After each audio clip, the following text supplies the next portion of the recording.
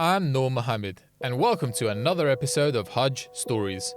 Today, I'm speaking with TV presenter and entrepreneur Na'eem Raza.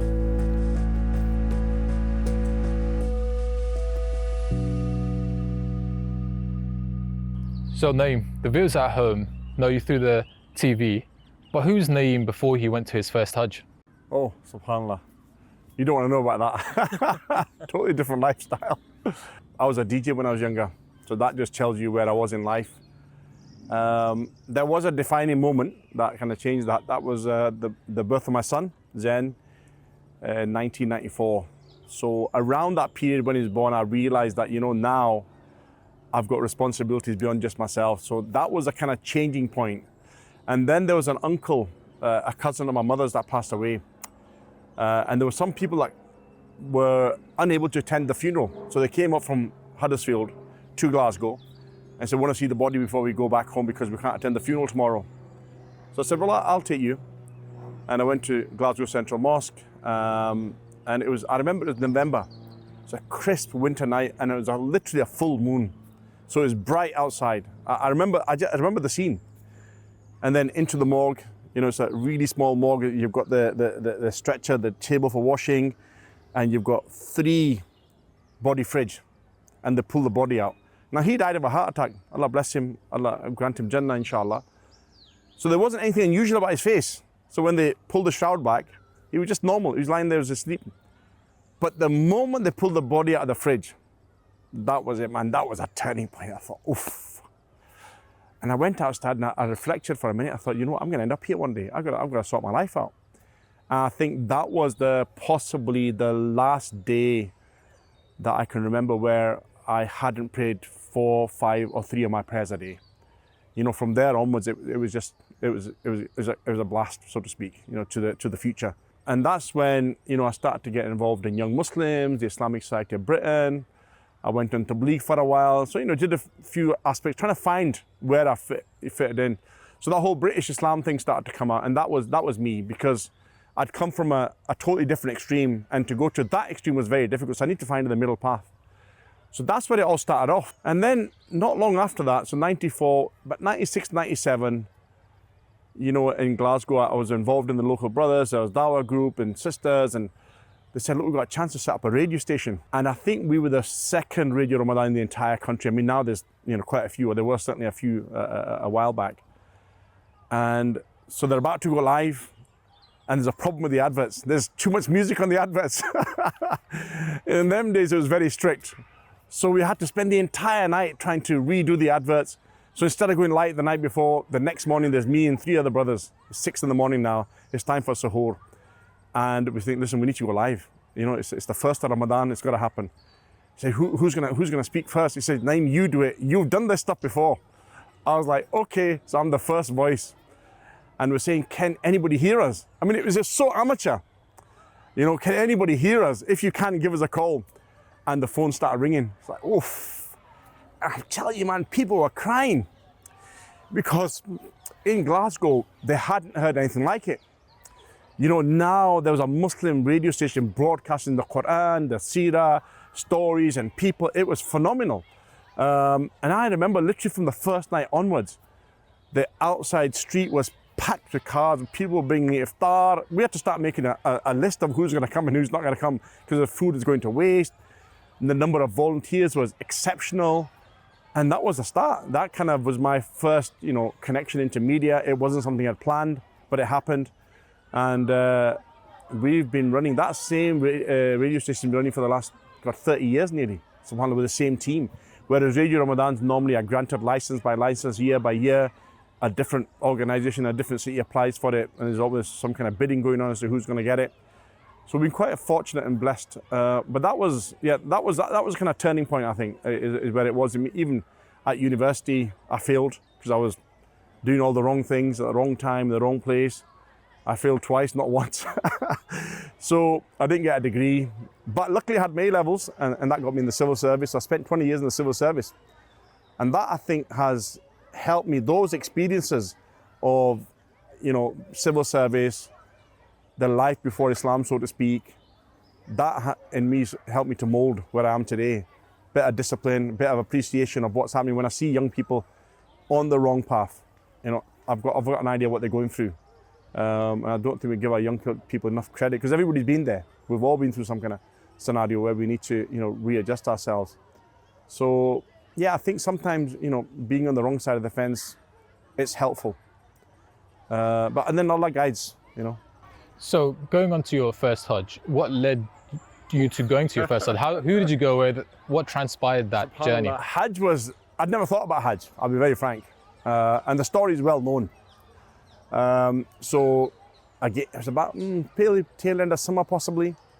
I remember I was driving home in Glasgow, and it wasn't far off that Radio Ramadan period. Zen was born. So you're looking at 96-ish, something like that kind of period. And there's a car boot sale. I was driving past it. And then from there, to turn up to the Pollock Shields area, which is predominantly Muslim, and there were two aunties. People love this story. And some people tell the story because they think, oh, here we go again. But that was a changing point. And that's where Hajj came in. So these aunties are walking with these shopping bags. The bags weren't heavy. It was a beautiful day. They didn't ask me for a lift. But it's a really lonely road, the Shields Road. There's no houses. There's a couple of industrial units. And it's not a hill, but it is a slight incline. And I just saw this opportunity. I thought, I wonder if they need a lift. So I stopped the car. Said, Auntie, do you know? Yes, beta, we want to go to Albert Drive just over there. I said, no problem, I'll drop you off. Got in the car. I've never met these women in my life. I've never met them again. I don't even know if they're still alive. And as they got out of the car, they said, beta, one of the aunties looked back in the sunroof. Said, beta, may Allah help you to perform Hajj every year. I was like, okay. I never thought anything of it, but went home, told my family. They said, shame on you. So why? So what if they called the police, you're trying to pick them up? I'm saying, come on, man. I was trying to good deed. And subhanAllah, out of the blue, my mom and I decided to go to Hajj. Completely out of the blue. We paid £950 for it at that time. It was with the FOSIS, Federation of Students of Islamic Societies. So now it's like 9,500. So we went to Hajj. SubhanAllah, completely out of the blue. There's a group of 60 of us. 17 were from Glasgow, alhamdulillah. It's the days when there were just mattresses on the floor. Hotels near the Haram, very expensive, so you're quite far out. Taxi here, walking there. There was a Hajj mat that used to cost 10 Rial. That was your mat everywhere. There weren't any of these nice bunk beds and all the rest of bunks, beds and mattresses and all those kind of things. And while I was there, Uthman Muqbil, who's now the CEO of one of our charity partners, Action for Humanity, was actually the president of FOSIS, and he was in charge of the Hajj group. And at the end of the trip, he said, look, would you mind coming back as a group leader next year? I thought, okay. So I went back the next year, and Abdurrahman Halbawi, who's in charge of Dome Tours now, he was in charge of the group.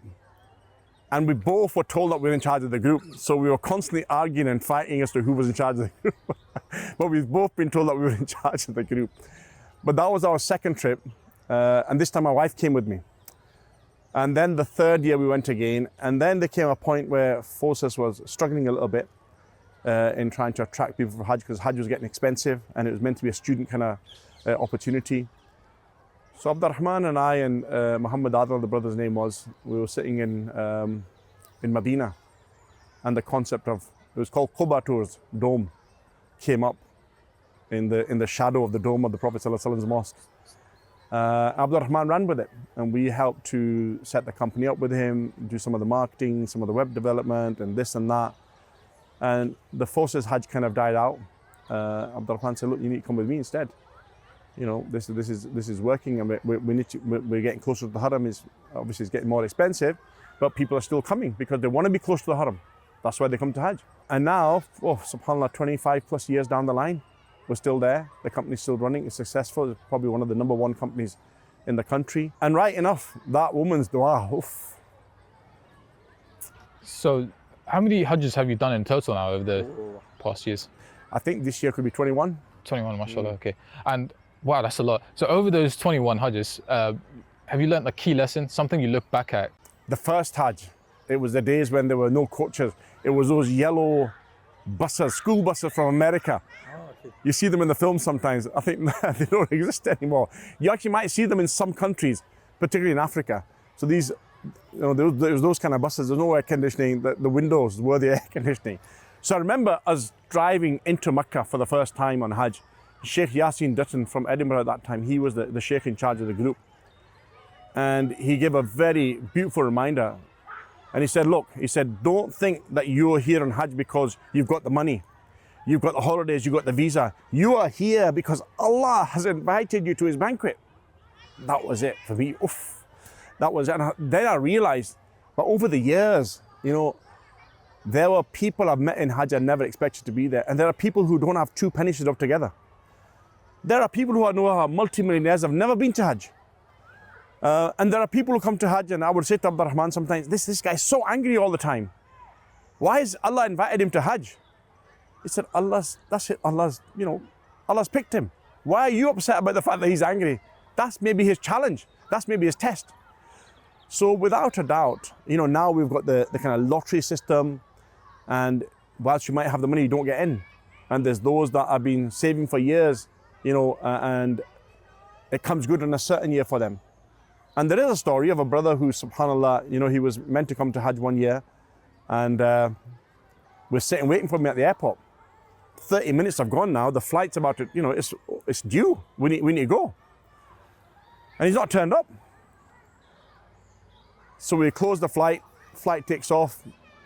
30 minutes later, there's his brother in his pajamas running across the airport. Please tell me the flight hasn't taken off. I said, boys, we're an hour out, you know. He said, Wallahi, I've been saving to go to Hajj for 4 years. I couldn't get the leave. This year, I got the leave. I even slept in that hotel across the road. I got here, I was so excited. I stayed up and prayed Fajr, and I fell asleep. Oh. I fell asleep after Fajr, and that was it. I said, the flights are full. There's no way that you're gonna get, there's nothing available in the entire country. We have got a flight this afternoon from another airport, Stan said. Come there, see what happens. And he got on a flight. Against all the odds, he got on that flight. So Hajj is an invitation from Allah. It's not about money, it's not about holidays, it's not about visas. It's about the invitation from Allah. If Allah wants you to be there, no matter who you are, saint or sinner, you'll be there. That, for me, is I think the one lesson. Because I never thought about Hajj at that time, and it happened. I never thought about 21, but it's happening for a reason. And then, you know, when you hear different people's stories, I've been trying for so long, I did this, I did that. COVID came, you know, and people at 20 couldn't make it. And some of them, I've never been able to come since then. And there are people who, in this recent round, didn't get a package, and suddenly one or two came out. So it's about the invitation. So Hajj, mentally and physically, it's not an easy thing to partake in. Did you prepare yourself mentally and physically? And also, did you make it on top of Mount Arafah? I've done that a few times, yeah. Arafah is difficult in Hajj.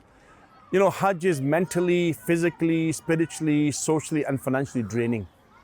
People think, I've been to Umrah, you know, but Umrah is a walk in the park, with all due respect. Hajj is a different level because it's a once in a lifetime trip. So you prepared for it financially, you've saved all your life potentially. You're putting a fair, especially now, you're putting a fair chunk of your money down for an experience. Physically, you know, we've started walking clubs this year. So every night we're telling people to do 5,000 to 10,000 steps. People don't understand what that means. Because when you get to the day of Hajj, on the day after Arafat, the day of Eid, you're going to be doing 43,000 to 45,000 steps. And if that's your first time and you've not prepared for it, it's gonna hit you. So mentally, the preparation is obviously very important. To be in the right frame of mind, renewing your intention. You're going because Allah's invited you. You're not going because you're doing it yourself, right? Physically, get ready, without a doubt. Financially, but then there's a lot of barakah in that money. When you spend in the way of Allah, fulfilling one of the rights, there's a lot of barakah in that. And spiritually, you know, you've got to connect. There are people, and I see it, you know, the team sees it. People who come to perform Hajj as though it's a tick box. And that's just a sad reality. You know, Hajj is a reflection of the Ummah. You can get your pocket picked at the Haram, right? You're doing the tawaf and someone's taking your money. That's a reflection of the Ummah. You know, don't think that we're any safer inside the Haram. So different types of people come. So renewing your intention as to why you're going, and going with the intention that, Ya Allah, make this a Hajj Mabrur. that it's accepted. And accepted Hajj is when you come back and change your life. You make some dents in the things that you're doing wrong. And everybody comes with a different test. Some people come with a test to lose their luggage, right? I know people have lost their luggage at Jeddah and found it on the way back home, right? Someone's test is that they're angry all the time. Someone falls ill. Everybody has a test. For some it's a financial test. For some it's a spiritual test. Some it's a mental test, a social test. We had a couple that wanted to literally get divorced on Hajj, right? So there's, every person coming to Hajj, there's a test. Allah's invited them for a reason. But sadly for some, it's a come and go, it's a holiday, it's out. And it doesn't have an impact. And I say that with all due respect, I don't know. But I'm just saying it from where I see it. But alhamdulillah, the majority of people, if you're prepared well, you've got a good guide, you've got a good team behind you who are looking after your needs more than their needs. We know over the years where, people came to Hajj, the tour operator, the last time they saw them was at the airport, they never see them again until they go back. There's no guidance, nothing. So having the right team, going with the right people, going with the right company, and I mean not company as in a commercial company, but a company of friends, family, getting to know people beforehand. And there are some people that are just going to literally turn up at the airport and they're going to fly off. That's the first time they're going to. And there are people that just want to stay with themselves. Couple, family of four, they don't want to meet with anybody else. But you start to realize the changes when they start to go through the motions of going to the Haram for the first time, think, oof, there's a million people here. And then when they go to Mina, instead of the 4 in a room, now you're 400 in a room, right? And then you go to Muzdalifah and to Arafat, then suddenly, and then you see the changes in those people's personalities, subhanAllah.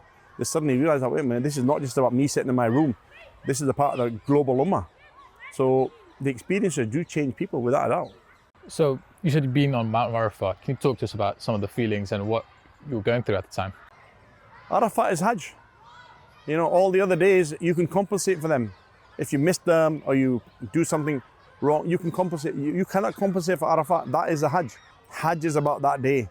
Doing Umrahs 20 times and doing Tawaf all night long, every night and then you fall ill.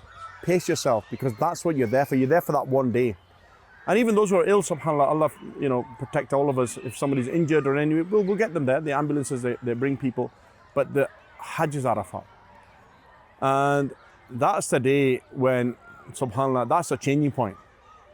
You can be whoever you are. That's the day you really feel at that level, Yeah, man, subhanAllah, people, they want to go to Jabal Rahmah, for example. And that's a difficult place to get to. If you don't know where you're going, it's difficult. And it's easy to get lost, and it's hot. But when you go to Jabal Rahmah, which is an amazing experience, I wouldn't recommend it for anybody unless you're going with a guide, and most guides are not going to take you because they've got responsibility for 3, 4, 5, 700 other people. But that's when you see the full impact of Arafah. When people from all walks of life, all backgrounds, all nationalities are standing there making dua. That's when you hear adults, grown adults, crying like children, that this is a day of forgiveness, of rahmah, of mercy. That's when Hajj comes into its own, realizing that this is the day of the ultimate forgiveness, that you will return from Hajj, if Hajj is accepted, like a newborn baby. So it's a very emotional day for everybody. And if you haven't experienced it, I would pray to Allah that you get the chance to do so. And over your times, what's been an adventurous time you've had over in Hajj? Adventurous. So I was really fortunate, again, based on the dua of this auntie Ji, subhanAllah, bless her. She's getting the reward of all that. Both of them are getting the reward of every Hajj as well, subhanAllah. So I did the first couple of Hajj for myself, and then I realized that, wait a minute, I can make Hajj for my family. So I think I'm at the point now where we're having to search members of our family on my side and my wife's side who have passed away potentially that, hadn't made Hajj. And so I've literally made Hajj for every member of my family. So that's been quite memorable. That every year has been dedicated to somebody as a Hajj Badal, subhanAllah. And then obviously myself and Raheem were chosen to present the Hajj live in 2011. So that was quite a phenomenal experience. And it was the impact of Islam Channel. You don't realize the impact this channel has on media per se. So I remember when we got off at Medina Airport, Brother Na'eem, Brother Raheem, Assalamu alaikum. Guys from Nigeria, guys from South America, South Africa. How do you know us? Oh, watch on Islam Channel. That was an eye-opener to think that people around the world knew who we were. We're not famous, we're not personalities, but the fact they watched us, that was interesting. And then I remember the morning we were lying in Mina. So you have a media compound when you go out with Islam Channel. It's different from the hotels, etc. And we just asleep one morning, and I think Arfan came to me and he said, guys, listen, there's a helicopter ride. Any of you we need one of you to go. And I think I tried to wake Raheem up, and he was still asleep. He was out of it. I said, I'll go. I had no idea. So I went to this airfield, and there's a helicopter there, and they're taking 2 or 3 journalists at a time. So I get in this helicopter, and it starts to fly over the plains of Mina. Thinking, okay. And then it starts to fly over the plains of Muzdalifah, Arafat. And I can see the clock tower in the distance. I'm not thinking for a minute it's going to go anywhere near there. And then it's just going, and next thing I know, we're literally circulating the Kaaba around the clock tower. I was like, what? That's an experience, I'll tell you. To see the Haram from that height. Come back, and I told Raheem, I said, oh man, you should have woke me up. I said, I didn't try to wake you up. The funny thing is, Raheem went to Hajj the year after with Islam Channel, and he missed the flight as well. There was some technical fault. I went the year after, and I went again, alhamdulillah. So that was quite interesting. The 2013, I think it was a year of the stampede, unfortunately. That's a year literally before we arrived in Makkah. There'd been a storm, and the crane fell from the roof, and I think some people died. And then the stampede happened. It was interesting because we did our Umrah that time after the day, or on the day of Eid, literally in the night rather than the day of Eid itself. So we were back in our tents in Mina at that time, and literally 7 o'clock, I think it was, Arfan or somebody said, listen, you need to get out there, something's happened. They're having some kind of ministry debriefing down at, they're gonna have a debriefing at the information office, but we need to get down to this particular road in Mina. Something's happened, there's been a stampede. So we went down and we were standing, we had our cameras with us. At that time, you couldn't work out what happened.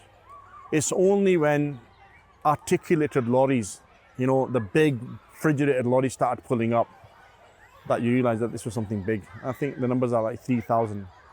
I mean, I know that street, and it's literally impossible for me to fathom how that happened. So that was quite a sad, unusual experience. That year was really unusual, with the crane blowing, the people being killed there, and this stampede.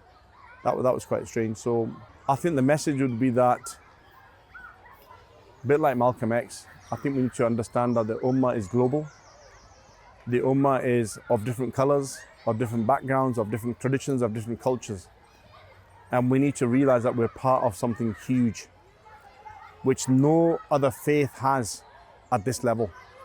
And we should be grateful to Allah that Allah has made us part of this Ummah, and connect across the boundaries, break down the barriers, and realize that we're part of a global movement. And make dua to Allah sincerely that you get a chance to witness this, because you can only witness it in Hajj, in my opinion. You cannot witness that experience anywhere else in the world.